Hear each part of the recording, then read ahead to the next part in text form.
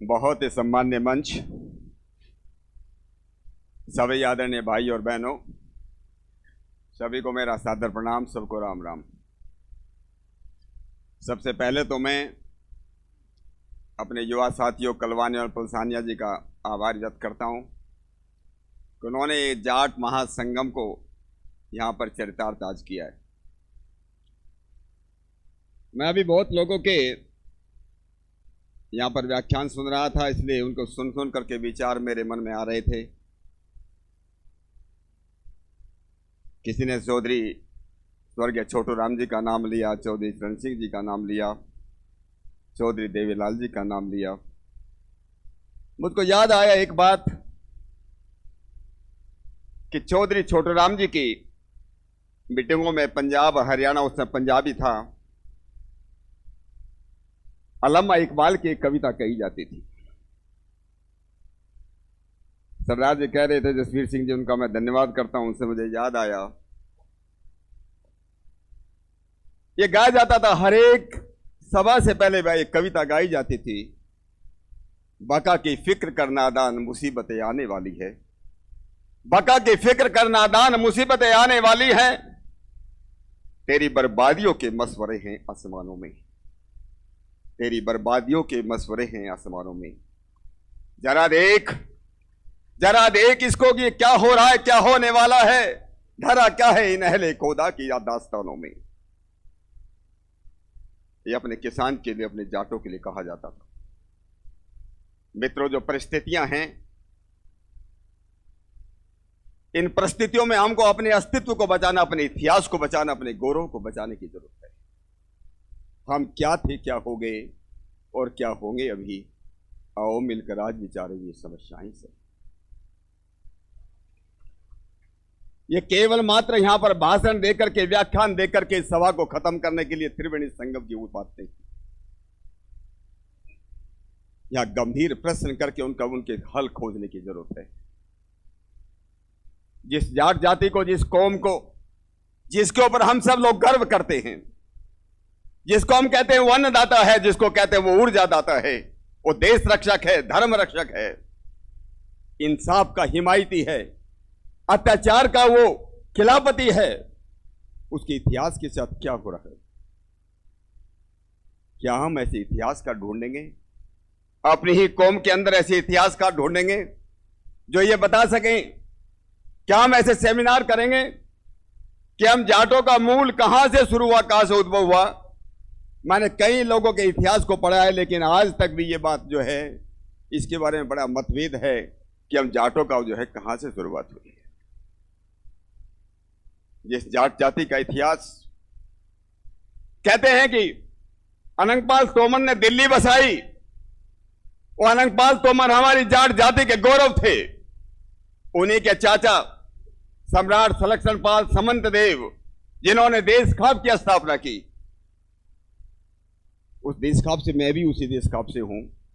उन्हीं के नाम पर हमारा जो है सलकलान, हमारा गोत्र बना। आज उसको लोग हाईजैक करने की तैयारी में हैं कि वो जाट नहीं थे, वो राजपूत थे। क्या इस पर भी हमको विचार करने की जरूरत है? हमें इतिहास लिखने की जरूरत है, यह सिद्ध करने की जरूरत है कि दिल्ली को बसाने वाले जाट हैं, दिल्ली के शासक जाट रहे हैं। और अगर हम मित्रों में कहूंगा, हरियाणा के अंदर आप लोगों ने देखा होगा, अभी 3 साल पहले मैं कुरुक्षेत्र के जाट भवन में गया था, वहां पर एक कोटेशन लिखी हुई है, मुझको मालूम नहीं किसे है, वहां पर लिखा हुआ है, जवाहरलाल नेहरू के नाम से लिखा हुआ है कि दिल्ली के चारों तरफ जाट रहते हैं, दिल्ली के चारों तरफ जाट रहते हैं, इन जाटों को इकट्ठा कभी मत होने देना, नहीं तो जाटों पर इन्हीं का राज होगा।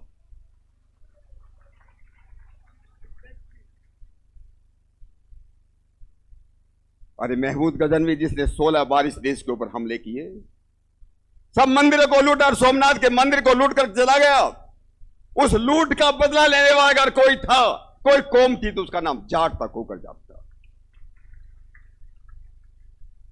दिल्ली के लाल किले को तोड़ने वाले, उसके किले को तोड़ने वाले, वहां से दरवाजे को लेकर के भरतपुर में ले जाने वाले, अगर कोई बहादुर था जिसने अपनी छाती लगा दी, किले के अपने किले के दरवाजे के सामने, किलों के सामने अपनी छाती हटा दी, जब हाथी ने मना कर दिया टक्कर मारने से, उसे पुष्कर सिंह, वो पाखरिया, वो भी तो जाट था।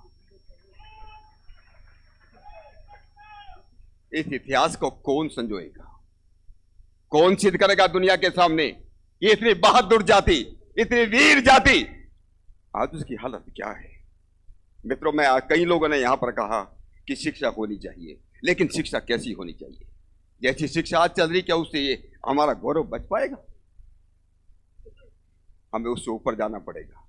शिक्षा के अंदर संस्कार चाहिए, शिक्षा के अंदर सदाचार चाहिए, शिक्षा ऐसी चाहिए जो ऋषि दयानंद के जैसे सत्याग्रह प्रकाश में ऋषि दयानंद ने लिखा, वहां केवल जाट को जाट नहीं लिखा, उन्होंने उसको जाट देवता कहा। क्यों जाट देवता कहा?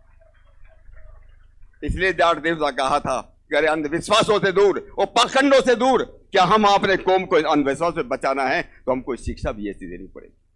कई मित्रों ने कहा, मैं भी इस बात को कहता हूं, अगर हमको अपने गौरव को बचाना है, अपने इतिहास को बचाना है, गौरव को बढ़ाना है और देश को चलाना है, अगर देश को चलाना है तो हमें प्रशासक, अपने एडमिनिस्ट्रेटर तैयार करने होंगे।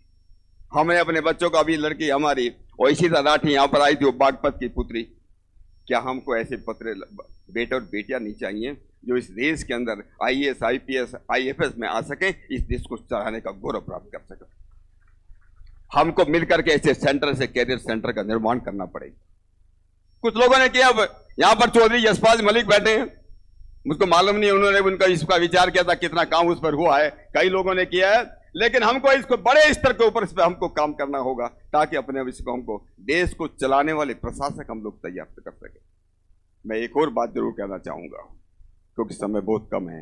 ये जो हम 130 के देशों के लोग यहाँ बुलाए हैं, सब लोग हम लोग पूरे देश और दुनिया के अंदर हैं, हमारी नेटवर्किंग और सब तो क्या, इसलिए केवल मात्र नेटवर्क, ये केवल नंबर नाम और नंबर केवल कलवाने और पलसानिया के पास नहीं, इसके एक डायरेक्टिव तैयार की जाए, और ये डायरेक्टिव जिसने आने वाले पूरे देश के अंदर सबको ये डायरेक्टिव बांटी जाए कि हमारे लोग कहां कर हैं, एक दूसरे को मालूम होना चाहिए कि हमारे कौम के लोग कहां पर हैं, किस अच्छी जगह हैं। मैं तो बागपत से आता हूं, आप लोगों ने भी सुना होगा पृथ्वी सिंह बेधड़क का नाम, पुराने लोगों ने तो उनके भजन सुने होंगे। पृथ्वी सिंह बेधड़क वो देसी भाषा में कविता करते थे, भजन करते थे। उनका एक भजन की बहुत लाइनें मुझे याद हैं।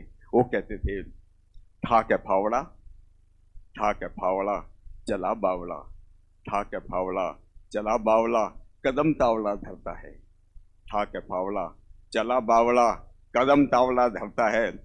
कीड़े मकोड़े दबते पैरों तले, कीड़े मकोड़े दबते पैरों तले, हाथी घोड़े कभी नहीं, हाथी घोड़े कभी नहीं। तुम आप उठो अपनी खातिर, तुम आप उठो अपनी खातिर, तेरा कोई हिमायती नहीं, तेरा कोई हिमायती नहीं। इसलिए मित्रों, खुद उठो, हमें किसी दूसरे को भरोसा नहीं, हमको अपनी ताकत दिखा करके हमें अपने बच्चों को तैयार करना पड़ेगा, अपने इतिहास को संजोना पड़ेगा और इस राष्ट्र को आगे लेकर के जाना पड़ेगा।